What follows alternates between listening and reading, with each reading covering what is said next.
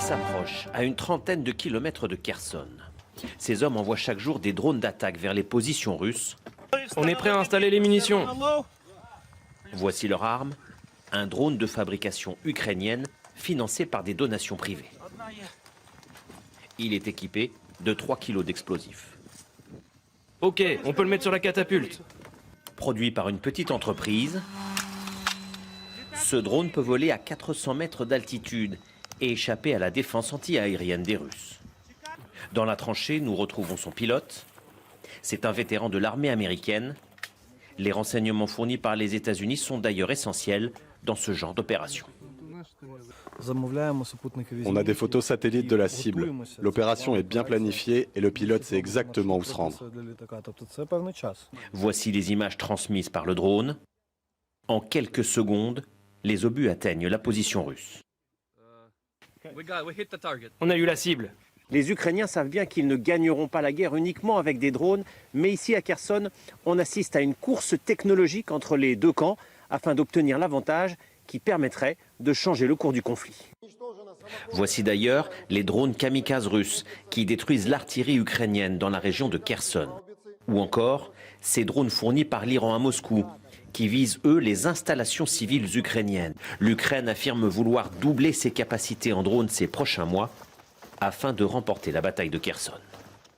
C'est un missile. Alors, discussion agitée, parce qu'on a un spécialiste des drones en plateau, Michel Polacco, qui s'y connaît bien. Alors, on voyait un peu les avantages comparés de chaque équipement des deux côtés, entre ces drones iraniens et ces drones de fabrication ukrainienne.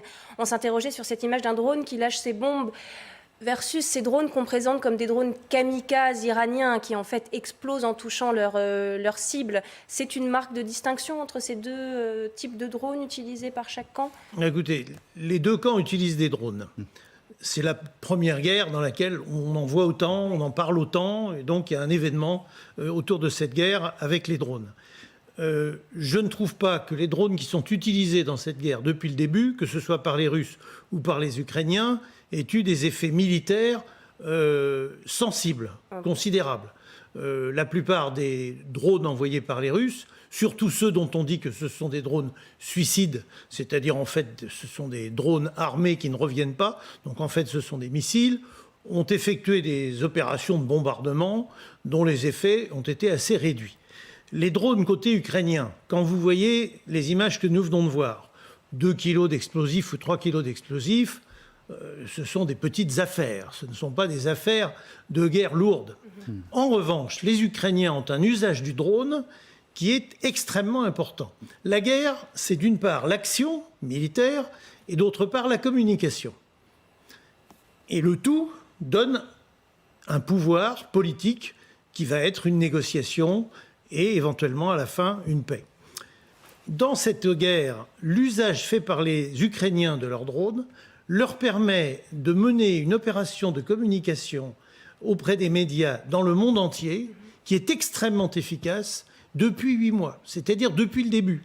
Alors on mélange un petit peu tout, on les voit larguer 3 grenades, 2 paquets d'explosifs, on s'imagine qu'ils font la guerre.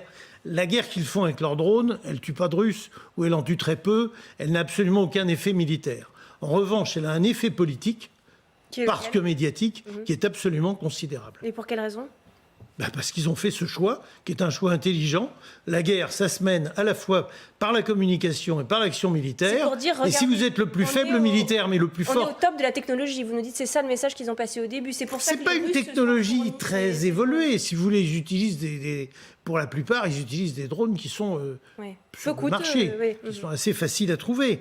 Évidemment, bon, c'est des technologies nouvelles, enfin nouvelles qui ont 20 ans. Mais en revanche, cette utilisation en termes d'effets politiques, de communication par une nation, par un pays, par une force qui est plutôt militairement la plus faible, ça lui donne en fait un pouvoir considérable et qui compense certainement sa faiblesse militaire. Bon, c'était histoire de dire, voilà, on est au-dessus de vos têtes, on sait où vous êtes parce que c'est aussi oui, puis on le fait savoir, on montre à tout le monde quand vous surveille, on montre à tout le monde des images de vous, quand vous avez tué quelqu'un à droite, quand vous avez tué quelqu'un à gauche. Sans effet notable sur le terrain, en tout cas sans effet notable sur le cours de la guerre. Non, sur le plan militaire, ça ne change pas la guerre. En général, votre Bon, je partage en partie ce point de vue, sauf qu'il n'y a pas que de la communication dans l'utilisation de ces drones, c'est aussi, vous l'avez dit à un moment donné, c'est l'insécurité permanente des combattants adverses qui savent qu'ils sont observés, donc l'effet militaire, il est peut-être là. Je suis d'accord. C'est-à-dire qu'on est en insécurité permanente, puisqu'après tout, un drone est aussi un drone de reconnaissance et peut signaler à l'artillerie là où se trouve l'ennemi. Voilà, donc ça, il y a quand même un effet militaire en termes de renseignement, en termes d'identification sur le terrain. Voilà. Maintenant, sur les drones, n'oublions pas à quoi servent les drones aujourd'hui aussi. Vous l'avez dit aussi à un moment donné, ça coûte pas cher par rapport à ce qu'on pourrait détruire.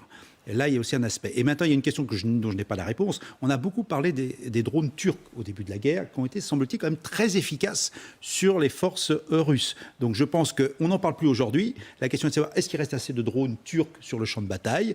Mais au début de la guerre, tous les rapports, les comptes rendus qu'on a eus montraient que quand même, ces drones avaient été extrêmement efficaces. Et puis je conclurai sur un dernier point. Ce qui vient de se passer à Sébastopol avec ces drones sous-marins montre quand même d'abord innovation. Ils ne sont pas sous-marins, mais maritimes. Ou maritimes, oui. Juste on avait dit qu'il y avait un peu les deux. Bon, j'ai pas trop suivi. Oui, mais il y a eu des précisions depuis. Oui, effectivement, bon, voilà. Ce sont des drones qui sont au fil, d'après ce que j'ai compris, au fil de l'eau. Enfin, vous avez peut-être des précisions là-dessus, d'ailleurs. Non, mais moi, ceux dont j'ai entendu parler, on va dire ça, ce sont, comment dirais-je, des micro-sous-marins ou des micro-bateaux capables éventuellement de porter des charges ou d'aller chercher des informations. L'équivalent d'un jet ski, grosso modo.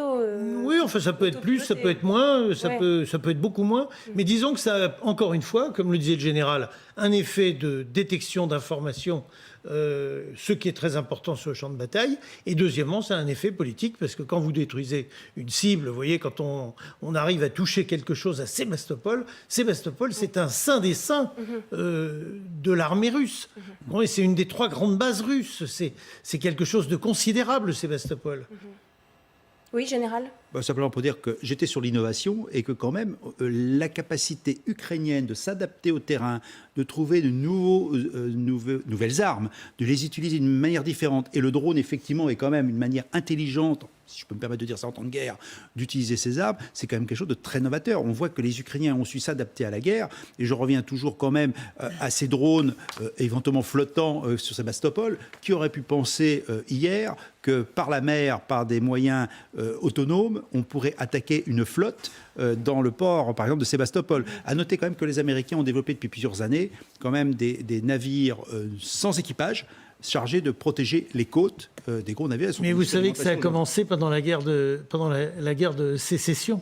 Les premiers sous-marins utilisés pour attaquer des bateaux, ça a commencé pendant la guerre de sécession. C'est pas d'aujourd'hui. Non, mais je parle de bateaux, drones sans équipage. Non, mais on a le même avis, on partage le même avis. Simplement, je veux dire que c'est pas nouveau, sauf que effectivement, les Ukrainiens utilisent ces outils à des endroits et à des distances tout à fait inédit. Alors, Christine Dugouin-Clément, sur l'utilité de ces drones ou pas, d'ailleurs. Il y a quand même eu des précédents dans le conflit entre l'Azerbaïdjan et l'Arménie, donc en 2020, qui avaient déjà démontré une utilisation militaire et efficace des drones. Il y a un autre intérêt à l'utilisation de drones, c'est que vous protégez relativement vos forces, puisque vous allez envoyer un véhicule, alors qu'il soit aérien, maritime ou terrestre, sans qu'il soit équipé. Donc vous avez une mise à distance des combattants, ce qui vous permet d'économiser partiellement vos forces. Pour revenir sur les drones turcs, donc les Bayraktar, qui ont été notamment utilisés très fortement au début, qui sont des drones assez importants, qui ne sont pas extrêmement rapides, qui ne volent pas forcément très très haut. Il ne faut quand même pas perdre de vue que l'Ukraine avait, a une ingénierie qui est solide et avait différents programmes de développement communs de drones, notamment aériens, avec la Turquie avant le conflit. Donc il y avait déjà tout un travail qui était mené à ce niveau-là. Par ailleurs, quand on parle des drones, ce qui n'est pas inintéressant peut-être, c'est que la Russie, malgré différents programmes de développement de systèmes autonomes, et elle avait fait d'ailleurs grand bruit en développant et en créant une unité uniquement composée de drones, donc les Occidentaux s'en étaient émus sans forcément regarder le résultat de ces drones-là qui avaient été déployés en Syrie et qui n'avaient pas été aussi merveilleux que ce que le Kremlin voulait bien faire savoir. Donc on a déjà tout ce travail-là qui est mené. Et les Russes, de leur côté, ont très peu utilisé, notamment au début, et ça a été un des choix qui a été difficile à comprendre pour beaucoup d'analystes, c'est-à-dire qu'ils ont très peu utilisé des drones, ils en ont, Kalachnikov en fait, les ALA, etc., y compris dans tout un travail que vous évoquiez, c'est-à-dire de reconnaissance. Ils ont finalement commencé à développer et à utiliser leurs drones assez tardivement, et ensuite en utilisant notamment les Shahed iraniens avec le secours et le soutien d'opérateurs spécialisés venus de Téhéran. Donc on a tout ce travail-là. Par contre, il y a différentes technologies de drones, et celles qui pourraient par exemple être beaucoup plus innovantes, type ce qu'on appelle des drones qui travaillent en essaim, n'ont pas été observées sur le territoire. Qui servent à quoi, ces drones en essaim, rapidement? Eh bien, vous allez avoir des petits drones qui vont travailler en groupe, d'où la Oui. terminologie d'essaim, et qui sont beaucoup plus difficiles à neutraliser, qui peuvent être utilisés aussi bien à des propos de défense, parce que vous allez faire en gros un tapis que dans des versions offensives. Et il y a des travaux qui essayent de les accoupler à un principe d'intelligence artificielle pour avoir une interaction cohérente et une intégration dans le champ de bataille. Reste à savoir comment est-ce qu'on peut faire de l'interopérabilité des armes et une intégration efficace sur le champ de bataille. C'est un peu effrayant, effectivement. Michel Polaco, en quelques mots, je vois que ça Oui, en vous quelques donne envie de mots. réagir. Si vous voulez, l'avantage du drone en essaim, c'est que ça fait plein de cibles. Oui. Et donc, ça fait de la saturation Oui. des défenses adverses. C'est l'élément Ils principal. savent plus donner de la tête, en fait. C'est ça que... C'est-à-dire que quand vous avez une batterie de missiles avec 12 missiles, si vous avez 150 drones en essaim qui arrivent, vous avez 150 cibles qui se déclenchent. Et d'ailleurs, c'est pour ça qu'on prépare la guerre future avec des avions accompagnés d'essaims de drones. C'est quelque chose qui est déjà du futur. Avant que ça arrive en Ukraine, quand même, il va falloir quand même beaucoup d'aide, et notamment de la part des Américains, qui sont sans doute les seuls à être capables de fournir l'intelligence qui va avec, dont vous parliez, parce qu'il faut beaucoup de choses pour le commandement, la direction de toutes ces opérations, et puis il faut les fournir. Mais vous voyez que les satellites Starlink d'Elon Musk, il y a aussi la capacité de faire communiquer tous les systèmes, ce qui est une force des Ukrainiens aujourd'hui.